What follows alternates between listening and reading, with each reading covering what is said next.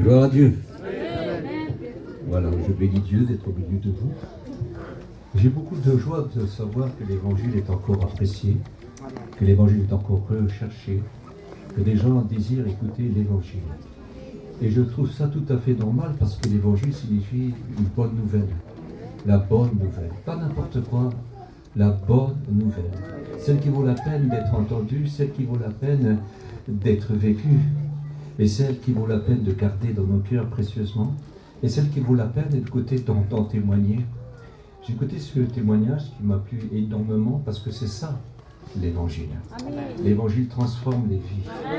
Vous pouvez avoir ce que vous voulez, vous pouvez être ce que vous voulez, vous pouvez être puissant, avoir un nom très grand, avoir de la gloire sur cette terre, mais si nous sommes perdus, si on n'a pas l'évangile dans notre cœur, si l'évangile ne nous a pas transformés, si la bonne nouvelle de l'amour de Dieu nous a pas été citée, si l'Esprit de Dieu n'habite pas dans notre cœur et si nous ne sommes pas devenus le temple du Saint-Esprit, on a raté notre vie. On a raté notre vie. Aimer le Maître Jésus, c'est aimer l'éternité. Aimer le Maître Jésus, c'est aimer son Père. Aimer le Maître Jésus, c'est d'être sauvé. Aimer le Maître Jésus, c'est être gardé par lui, protégé par lui, soigné par lui. Il soigne l'âme, l'esprit, le corps. Et quand de notre vie tout entière, c'est ce Maître merveilleux. J'ai rencontré dans ma vie beaucoup de gens, vraiment beaucoup de gens. Des gens importants, des gens qui ne l'étaient moins. Mais quand ils ont rencontré le Maître Jésus, c'était tous les mêmes. C'était devenus des enfants de Dieu. Ils étaient avec le Christ. Ils étaient bénis particulièrement et personne ne parlait de leur vie ancienne. Ils étaient contents de l'avoir délaissé. Parce que quelque chose de particulier, c'est qu'on n'est jamais rassasié. Vous pouvez être riche comme vous voulez, il y aura toujours de la place pour en mettre. Vous ne remplirez jamais le vide. Mais le Christ remplit n'importe quel vide. Amen. N'importe quel vide. Parce qu'il y a quelque chose de particulier. Si l'argent ou la pauvreté ne fait pas de miracle, Jésus fait des miracles.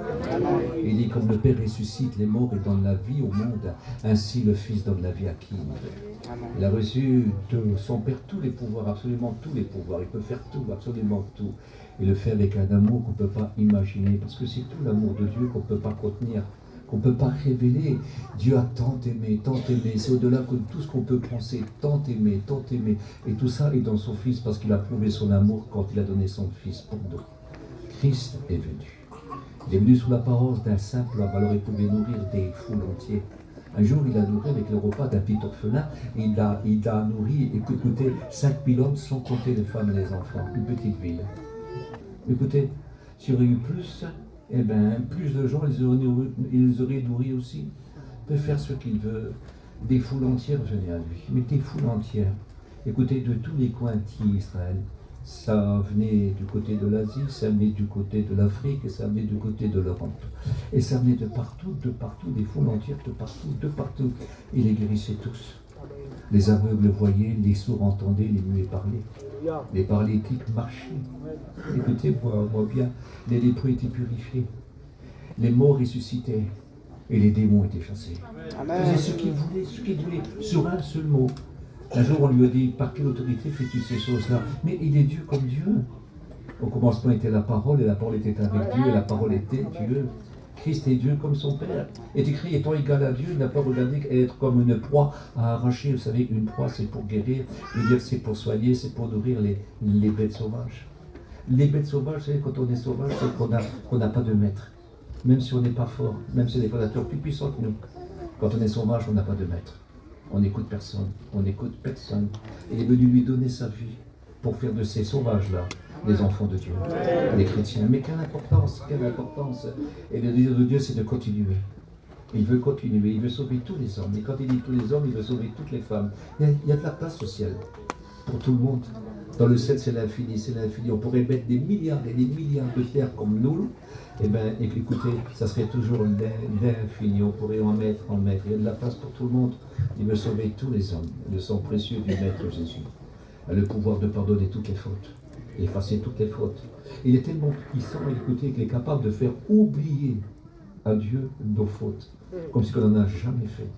Jamais fait. Dieu a ce pouvoir-là d'oublier, car tout est possible à Dieu. Il peut faire ce que tu ne pourras jamais. Il te sera très dur d'oublier, mais pas à lui. Lui, il oublie tout. Il en est capable. Il voudrait oublier toutes les insultes, il voudrait écouter toutes les méchancetés, toutes les accusations, Moi j'ai connu des gens qui juraient Dieu, qui insultaient Dieu d'une façon particulière, qui disaient des orgies sur Dieu, et puis c'est devenu des chrétiens. On les a pardonnés. Il a dit toute offense, toute insulte, toute offense qui a été faite à Dieu leur seront pardonnées. Il y a juste quelque chose qui ne peut pas être pardonné. C'est le blasphème contre l'Esprit Saint. Oui, mais le blasphème contre l'Esprit Saint, c'est de dire que Jésus ne vient pas de Dieu et du diable. On ne dit pas ça, non. On ne dit pas ça. Et ceux qui l'ont dit, c'était par ignorance. Quand on le connaît, on ne peut pas faire ça. On ne le dit pas. Jésus vient de Dieu. Jésus vient de Dieu. C'est le Fils unique du Père. Parce que, écoutez, quand ils étaient péchés, sont pardonnés, ils étaient pardonnés. Les gens trouvaient à dire, disant, c'est pas possible. Il n'y a que Dieu qui pardonne les péchés. Alors on disait, qu'est-il le plus facile de dire tes péchés sont pardonnés ou de dire au paralytique lève-toi et marche? Ça veut dire quoi? Si je dis qu'au paralytique qui soulève et qui marche, c'est que je suis son créateur. Donc je suis Dieu. Alors je dis au paralytique lève-toi et marche. Et voici que le paralytique se levait, il portait son lit puis rentrait chez lui. C'est merveilleux, non?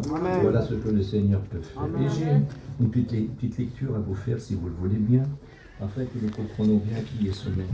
Ce maître extraordinaire, ce qu'il peut faire dans votre vie, ce qu'il peut faire dans votre vie. Alors je lis, attendez ici, où j'en suis.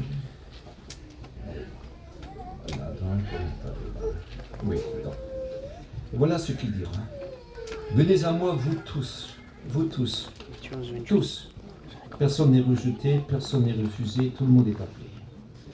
Venez à moi, vous tous. Vous qui... Voilà, attendez, je vois vraiment clair. Je viens de les faire, ces lunettes-là, mais elles ne sont pas assez bonnes. Venez à moi, vous tous qui êtes fatigués et chargés, et je vous donnerai du repos. Ah, le repos. Prenez mon joug sur vous et recevez mes instructions. Car je suis doux et humble de cœur, et vous trouverez du repos pour vos âmes. Car mon joug est doux et mon fardeau léger. Qu'est-ce que c'est bien? Qu'est-ce que c'est bien porter avec lui? Qu'est-ce que c'est bien? Le plus lourd, celui qui le porte. Et lui, on porte ce qui est doux, ce qui est humble. Que le Seigneur est doux et humble. Et son fardeau est léger. Quelle importance! Il dit, venez à moi, vous tous qui êtes fatigués et chargés. Parce qu'on cherche, on ne trouve jamais. On ne trouve jamais tout, parce que le tout, c'est lui. Il peut tout donner. Il peut tout faire. Je connais toutes sortes de gens. Vous savez, j'ai eu l'occasion de rencontrer beaucoup de gens en France et même en Europe. J'ai rencontré beaucoup de gens. Mais ce qui est extraordinaire et capable de donner du repos à tout le monde. J'ai trouvé des gens très très riches. Vous savez, quand on rentrait chez eux, on avait l'impression de rentrer chez des milliardaires et chez des artistes. Mais ils avaient rencontré le Maître Jésus. C'était plus pareil. J'ai rencontré des gens qui étaient pauvres, immensément pauvres, mais ils avaient une paix, ils avaient une joie, ils étaient rassasiés, ils savaient se contenter de ce qu'ils avaient, parce qu'ils avaient trouvé beaucoup plus que tout ce qu'ils avaient. Et le riche avait trouvé beaucoup plus que tout ce qu'ils avaient. Ils avaient trouvé Jésus-Christ. Je sais qu'il est véritablement capable de donner du repos dans nos vies. Il y a une maladie qui est terrible, qui ne se voit pas forcément, mais qui fait la fortune des laboratoires et des pharmacies. C'est la dépression. La dépression.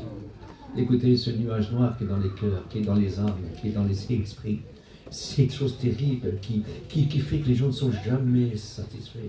Jamais, jamais. On veut quelque chose, on se tue pour l'avoir, et quand il a, il faudra le remplacer. Et c'est jamais fini, jamais fini. Et on n'est jamais satisfait, jamais satisfait, jamais satisfait. Mais quand on rencontre le Maître Jésus, ça c'est une autre affaire. C'est une autre affaire. J'ai rencontré, moi, et ça va faire aujourd'hui 52 ans. 52 ans, je vous connais ce maître suprême, ce maître extraordinaire. Écoutez, quand il a parlé, il a changé ma vie à l'instant même. Ma vie a changé. Ma vie n'a pas été d'abord plus facile, mais ça a été la plus légère. Je pouvais avancer. Elle ne pouvait pas me paralyser. Parce qu'il y en a qui tombent paralysés, ils ne le sont pas, bien sûr, ils ont des bras et des jambes, tout ça, ça fonctionne. Mais ils sont là sans force, incapables de remuer, incapables de continuer. Ils ont peur, ils sont là sans force. Et pourtant, ils ont absolument tout. Mais moi, j'ai connu des moments très, très difficiles, mais jamais rien ne pouvait m'arrêter. Je pouvais toujours continuer. J'étais vainqueur, plus que vainqueur, par celui qui me fortifiait. Quelle importance de rencontrer ce maître-là. Écoutez, ce maître n'est pas une légende, ce n'est pas un mythe. Il existe. Jésus est vivant. Dieu existe. Dieu est vivant. On a dit une fois à un homme, Dieu est mort. C'est pas possible. C'est pas possible. Ce matin, j'y ai parlé. Il est vivant. Il est vivant. Véritablement vivant. Il peut changer véritablement ta vie. Ta vie peut changer. Ta vie peut changer. Je rencontre parfois des gens qui disent « Oh, moi je suis né sur une mauvaise étoile. » Bon, tu es né sur une mauvaise étoile. Ah bon? Et pourtant, tu sais que tu vaux cher. Est-ce que tu sais que tu es précieux? Parce que le Seigneur t'a coûté au prix de son Fils. Tu es estimé au prix divin. Christ est mort pour toi, pour te racheter pour Dieu. Christ est ressuscité pour toi, pour te rendre digne de Dieu. Tu es réticule. Je ne sais pas si tu réalises. Non, tu n'es pas rien. Tu n'es pas né sur une mauvaise étoile parce que tu es né pour rencontrer le Christ. Tu es né pour faire une rencontre avec lui, pour avoir la connaissance de sa parole. Tu es né pour être une nouvelle créature et que les choses anciennes disparaissent. Ce n'est pas les plus riches, les plus heureux. Ce n'est pas les plus pauvres, les plus heureux. C'est ceux qui ont le Christ dans leur cœur, le Christ dans leur vie. Quand on est chrétien, véritablement chrétien, on n'envie personne. On n'envie personne. On n'a plus d'idole. On n'envie personne. On a le Christ. Et on prie pour les autres. Et des fois, on a du chagrin pour les autres, pour les pires, pour les plus mauvais, et même pour ceux qui nous feraient le plus de mal. On les aime, parce que Christ est avec nous, et Christ les aime, et on doit être des témoins pour eux, et leur parler du Christ. De ce Christ exceptionnel, de ce Christ vivant, qu'on appelle Jésus. Jésus existe. Jésus est vivant. Il a donné sa vie pour nous, mais il est ressuscité. Il est parmi nous, je vous promets, il est parmi nous, il l'a dit. 2 ou 3 unis en mon nom, je suis au milieu d'eux. Il est là, on est plus que 2 ou 3. Et même si vous écoutez, même s'il n'y aurait pas de pasteur là, un simple chrétien qui rend témoignage à son prochain, Christ est là pour le sauver, s'il accepte. Est-ce que vous réalisez? Alors 2 ou 3, aucune importance, 2 ou 3, ou une assemblée, quand l'évangile est prêché, quand le nom du maître est cité, alors tout change. Car il a le pouvoir de s'assujettir à toutes choses. Tout ce qui te fait peur, tout ce qui t'empêche de vivre, toutes ces angoisses. Je l'ai cité cet après-midi, 1 Pierre 5,8 ou 1 Pierre 5,7. Je l'ai cité. Dieu dit, déposez sur moi tous vos soucis. Le vrai texte, c'est toutes vos angoisses. Votre dépression, ces mauvaises pensées, votre découragement, votre peur du lendemain, votre insatisfaction, vos peurs pour vos enfants et vos peurs pour ça, peur de vieillir, peur de mourir. Toutes ces choses-là, remettez ça sur vous. Vos passions, ce qui vous mange, ce qui vous dévore, ce qui vous rend esclave, ce qui vous empêche de vivre dans la paix, ce qui vous empêche de profiter de vos enfants, de vos parents ou de vos amis, ce qui vous empêche de vivre, même si vous êtes en bonne santé, vos passions qui vous détruisent et qui vous mangent tout, qui prennent toute votre joie et toute votre paix, esclaves de ces choses-là, je vous promets, il peut vous en libérer. Amen. Posez sur lui, déposez sur lui, écoutez, déchargez sur lui toutes vos angoisses. Il le fera, car il est écrit, car lui seul prend soin de nous. Écoutez, il a dit, venez à moi, pour pas la peine. Ailleurs, vous ne trouverez pas. Il n'y a pas un médecin qui guérit l'âme et l'esprit, ce n'est pas vrai. Il n'y a pas un médecin qui peut guérir le cœur brisé, ce n'est pas vrai. Mais Jésus est apparu pour guérir les cœurs brisés. Ton cœur peut être réparé. Ton cœur peut être réparé. Il peut te faire oublier tes peines et tes soucis. Crois-moi, il peut donner la joie et la paix dans la tempête. Il dormait dans la barque, alors que la tempête battait son plein. Et les disciples commençaient à avoir peur. Il s'est levé, il a menacé le vent, il a menacé la mer. Et un grand calme est apparu. Ce que je voudrais vous dire, il était à côté d'eux, puis il est venu à leur secours. Mais quand on est chrétien, il n'est pas à côté de nous, il est en nous. Et alors nous sommes en lui. Et si lui n'a pas peur, si lui a du repos, pourquoi qu'on aurait peur et pourquoi qu'on a du repos? Parce que lui ne peut pas couler, ne peut pas sombrer.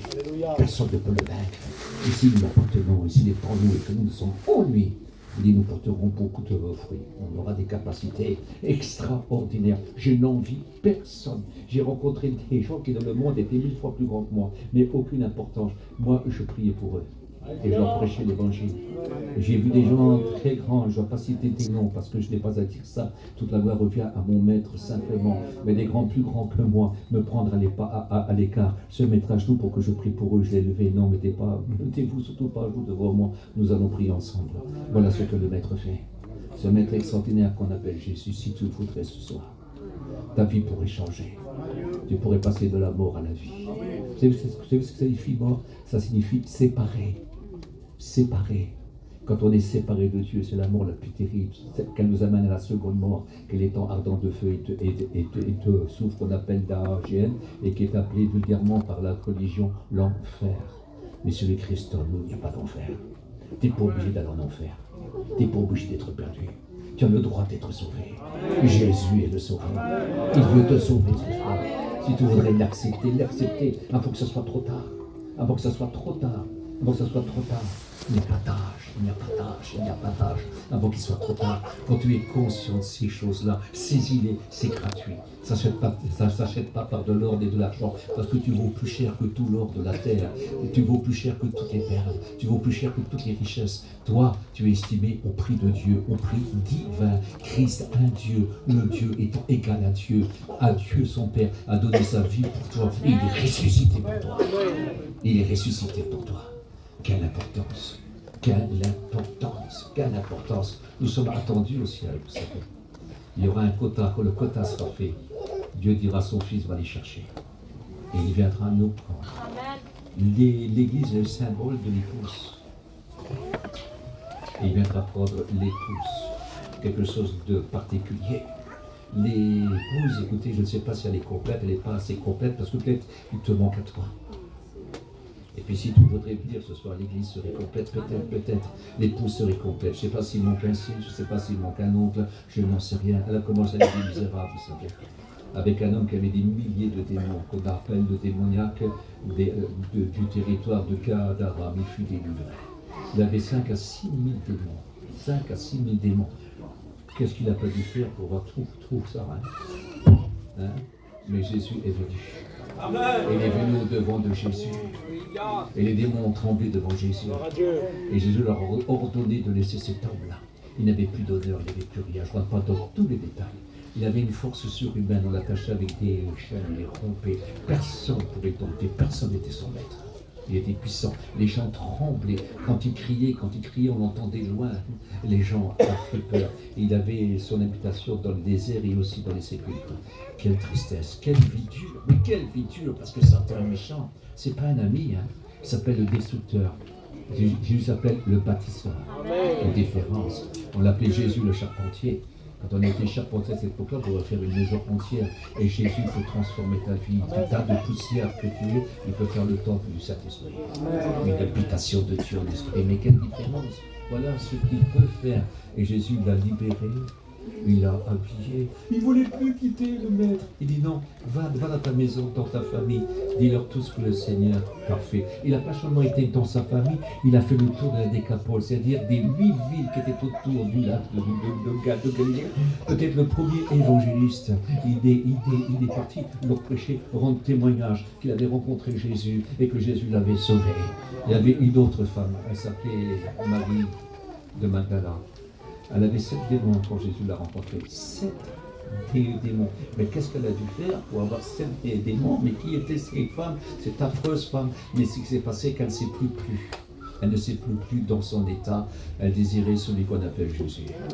Celui qui prêchait partout et qui délivrait des démoniaques, qui rendait la vie meilleure et qui était capable de pardonner n'importe qui. Celui qui ne jugeait pas, mais celui qui délivrait. Celui qui ne jugeait pas, mais celui qui sauvait. C'est celui qu'on appelle l'évangile, la bonne nouvelle. Alors elle est venue vers lui et il l'a libérée. Et puis cette femme démoniaque, elle est devenue peut-être la plus grande servante de tous les temps de Jésus-Christ. C'est formidable. Il y avait un autre, il s'appelait Zachée. C'était un homme de petite taille, peut-être un nain. Et c'est pour cela, oui, c'est vrai, au début, parce que quand on était nain, quand on était infirme, quand on avait une tâche, écoutez, les gens n'avaient pas le droit de rentrer au temple. Je ne sais pas si vous imaginez. Il a grandi au milieu de la moquerie, au milieu de la méchanceté.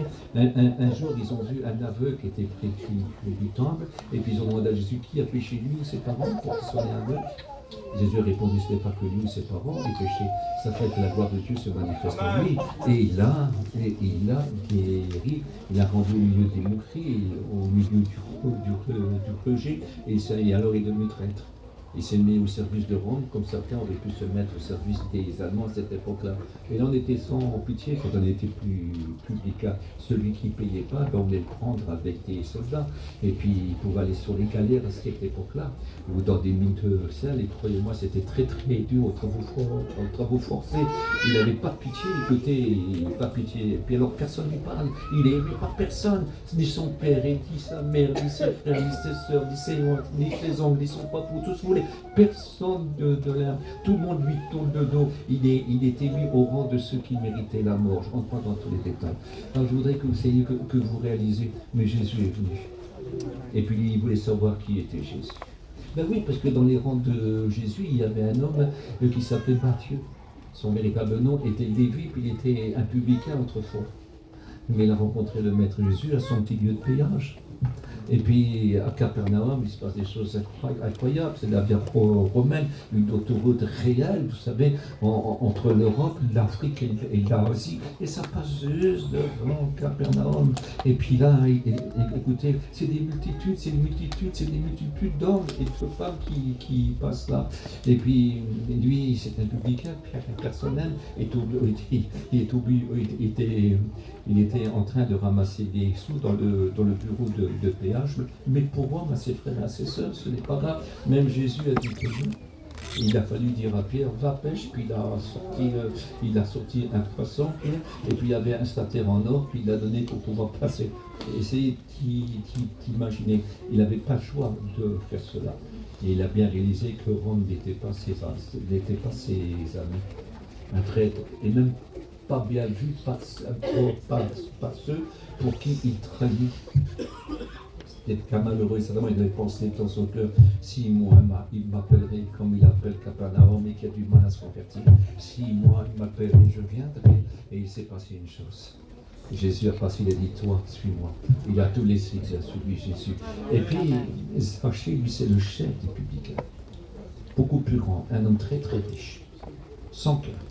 Voici que Jésus passe à Jéricho.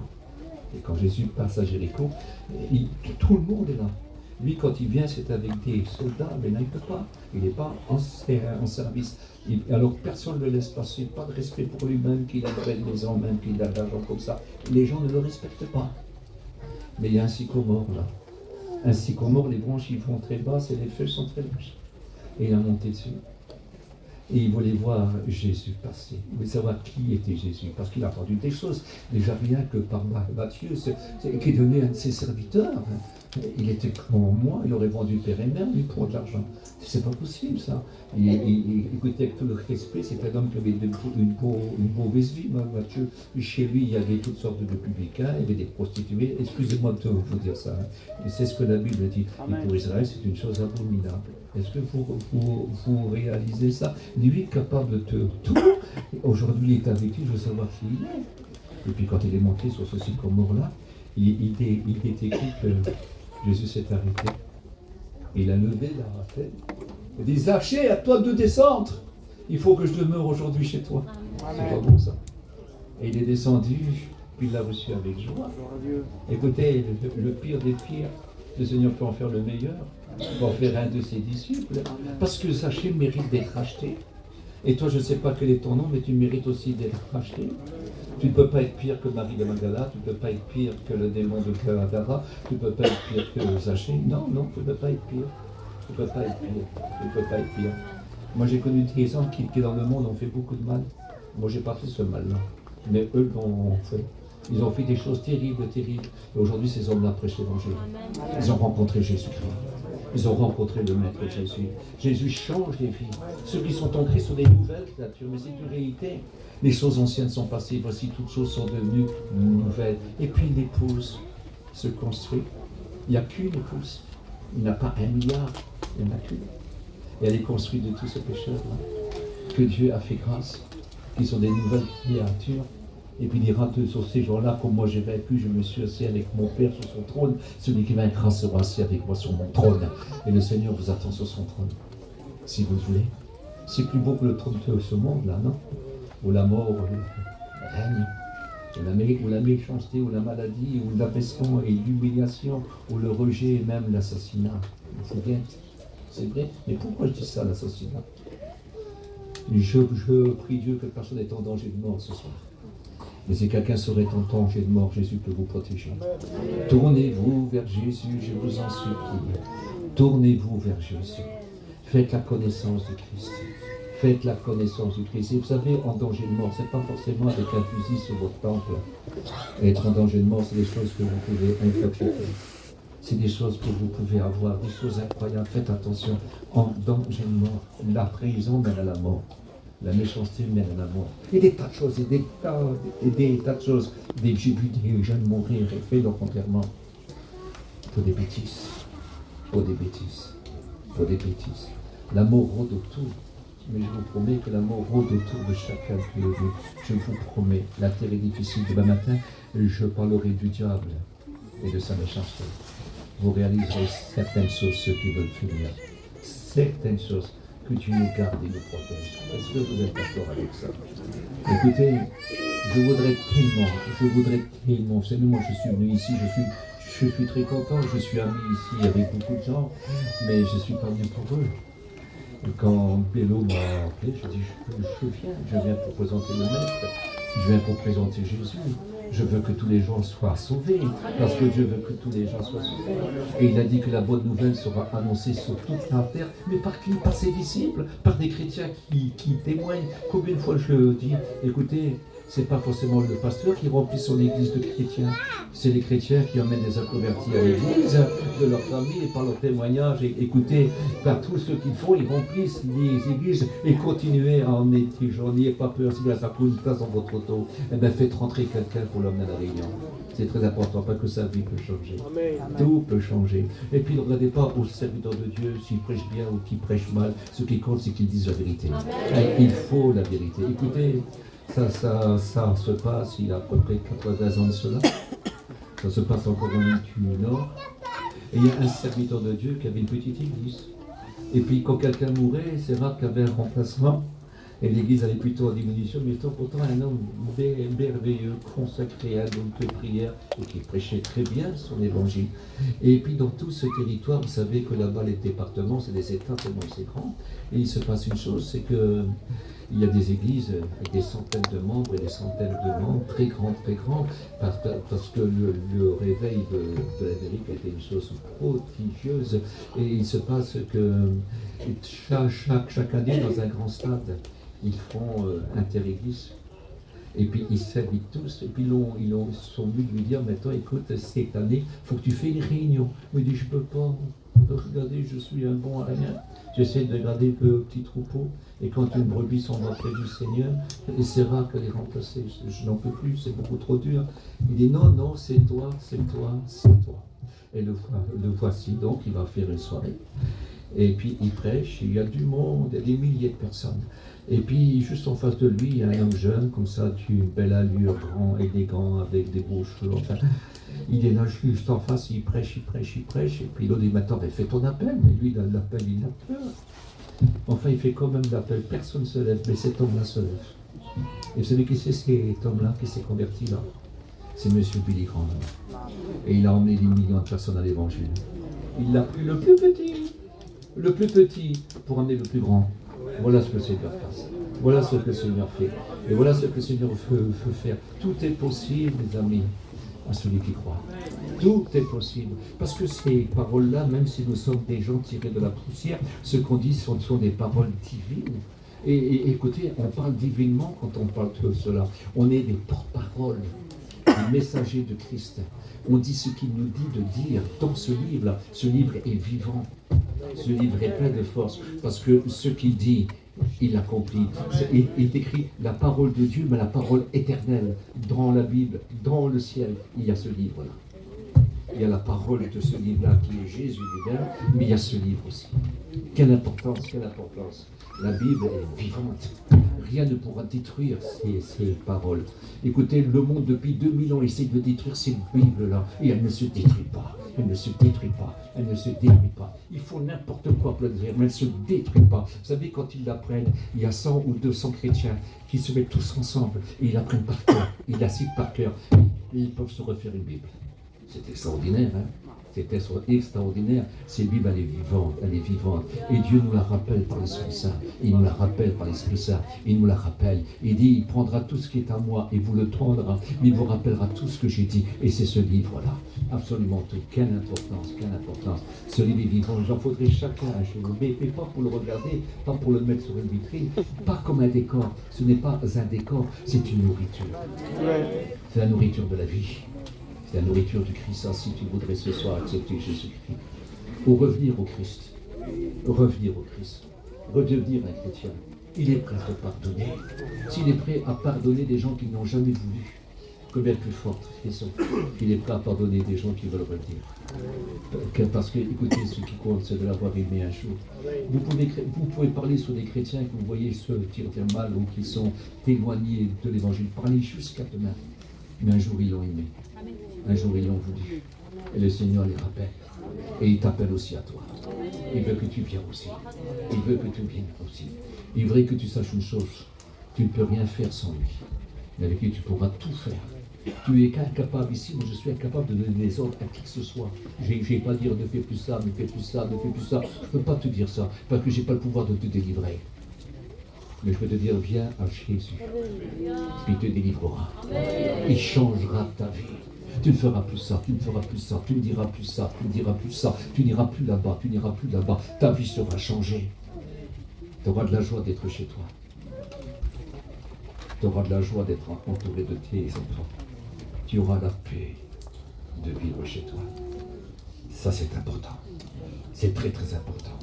Écoutez, souvent, on n'a pas la patience de rester chez soi parce qu'il manque quelque chose chez nous ou en nous. Il manque le Maître Jésus. Et quand on est rempli de Jésus, quand on ouvre ce livre-là, quand on commence à parler du Maître Jésus entre nous, quelque chose de beau, parce que le culte de la famille, c'est supérieur à tout. C'est supérieur à tout. Ça sauve les foyers quand tous les deux parlent de Dieu. Est-ce que vous réalisez? C'est seulement vos yeux pourraient s'ouvrir ce soir et réaliser que vous avez besoin du Maître Jésus. Vous avez besoin du Christ. Vous avez besoin du Christ. Le meilleur d'entre nous a besoin de Christ. On a besoin, écoutez, de grandir. On a besoin de s'améliorer. Voilà ce que dit Paul de la part du Christ à l'église de Corinthe. Ce que j'ai contre toi, c'est que tu ne t'assembles pas pour devenir meilleur. Oh, je sais qu'à chaque mission, tu vas venir. À chaque mission. Et on te verra à chaque mission. Mais tu ne te rassembles pas pour devenir meilleur. Mais tu repars, tu as oublié. Tu laisses ce que tu as écouté. Tu applaudis, qu'est-ce que c'est beau, qu'est-ce que c'est beau. Et tu repars et tu reprends ta vie. Tu recommences ton tour. Alors il dira, ce que j'ai contre toi, c'est que tu ne t'assembles pas pour devenir meilleur, mais pour devenir pire. Parce que tu es accusé, parce que tu sais, tu as entendu. Il dit, ayant entendu, ils n'ont pas cherché. Ils sont donc inexcusables. C'est pour moi qu'il dit, c'est le Maître. Après avoir entendu, ils n'ont pas cherché. Il faut chercher. Maintenant que vous savez, tant que vous ne savez pas, vous ne savez pas. Mais quand vous savez, votre péché demeure. Venez vers celui qui enlève les fautes et qui les nettoie. Faites-le avant qu'il soit trop tard. Je vous en supplie au nom du Christ. Je sais très bien que vous croyez que Dieu existe. Je crois très bien que vous l'aimez. Mais je crois aussi que vous ne l'aimez pas assez certain pour l'avoir suivi. Pas l'aimer pour accepter sa vie. C'est beau ce qu'il dit. Oh, c'est beau. Oh, c'est beau quand on parle de Jésus. Qu'est-ce que c'est beau. Et ça serait meilleur si tu repartirais avec lui. Ça serait meilleur si tu le prendrais comme sauveur. Si tu pourrais l'accepter comme sauveur. Dire je crois, non, ça ne sert à rien. Vous savez que Satan croit que Dieu existe. Pas moi qui le dis, c'est la Bible aussi. Mais alors il tremble. Et il y a des gens qui savent que Dieu existe mais ne tremblent pas. Moi je sais que Dieu existe et je tremble. Nous devons trembler, non? Nous devons trembler. On ne peut pas prendre ces choses à la légère. On est chrétien ou on ne l'est pas. On est sauvé ou on est perdu. Mais on peut redevenir chrétien. Et on peut redevenir sauvé. Et tu as le droit de devenir un chrétien. Et tu as le droit de devenir sauvé. C'est possible ce soir. Le Maître est là. Ce que sa bouche déclare, son bras l'accomplit. Il peut changer ta vie ce soir. C'est très très important. Très très important. Voulez-vous que nous prions un petit peu ça?